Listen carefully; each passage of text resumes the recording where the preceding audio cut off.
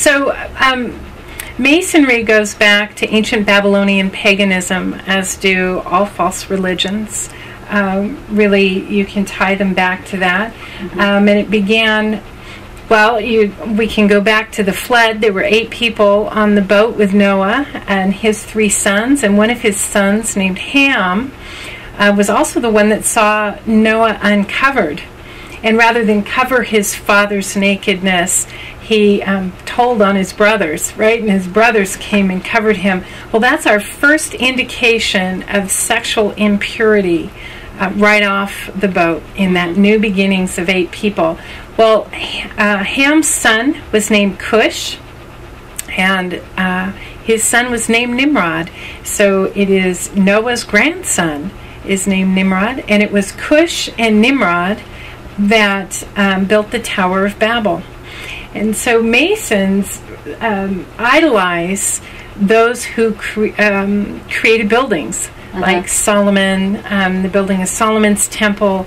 But ancient pagan Babylonian paganism goes back to Nimrod and his wife Semiramis and their son Tammuz. So that is the first unholy trinity, and I believe it was the counterfeit, Satan's counterfeit before Christ. But Nimrod is another name for Baal. So when you look in the Old Testament and you see God coming against Baal worship and Asherah worship, where Semiramis as a moon goddess is another name for her could be Asherah. And so Baal and Asherah worship were actually fertility rites, but in those ancient days, the sun god was their son Tammuz, who's mentioned in Ezekiel 8. When we talk about weeping for Tammuz, the women weeping for Tammuz, where we get the tradition Lent. Yeah, that's right. So it's still what happened back then in the Nimrod days is still alive and well today. Absolutely. Even the and I'm not trying to pick on Catholicism by any means, but the Mother Mary is actually another name for Semiramis. Yeah. Yeah, it's that goddess worship. Well, they took that same statue that they worshipped there, and when Constantine so-called became a Christian, which I kind of have doubts on myself, but he became a very famous emperor when he, instead of naming her Semiramis? Yeah, thank you. I'll just point to you and you can say that word.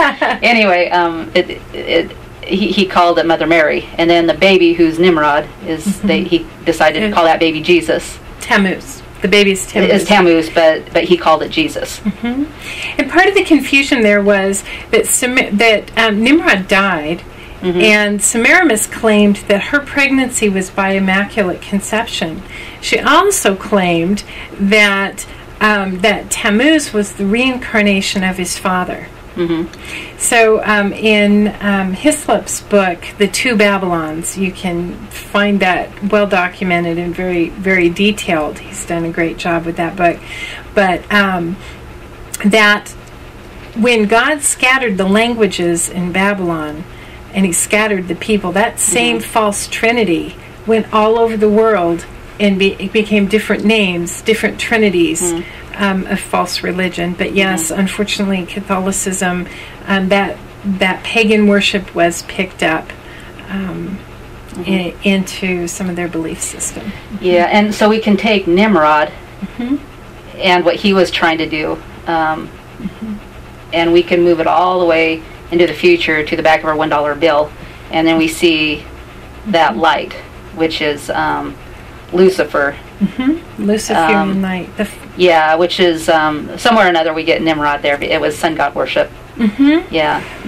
Well, it's the Eye of Horus, and Horus is an Egyptian god that's also known as Lucifer.